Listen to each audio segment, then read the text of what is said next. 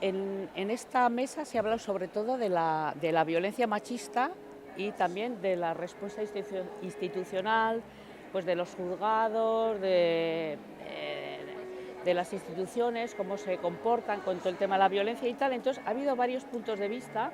Ha estado muy interesante, pues de Medea, que Josep Iturrioz, luego Bilgune Feminista, con un tema más personal, diríamos, desde la sanación de las mujeres agredidas. Begoña Zabala, de Internacionalistas, que ha hecho un resumen del recorrido del movimiento feminista desde el 77 hasta hoy con el tema de violencia.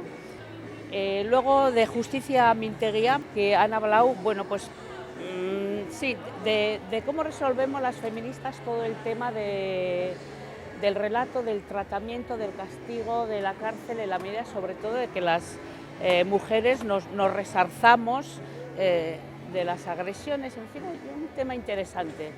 Y luego finalmente las farrucas, que son las mujeres que protagonizaron en Iruña hace ya 5 años la primera manifestación de encapuchadas, sobre todo con una demostración de fuerza, que han presentado un vídeo muy vibrante. Yo creo que es muy emocionante, ves ese vídeo y es una sensación de fuerza y de respuesta feminista muy interesante también, que no tenemos que perder de vista.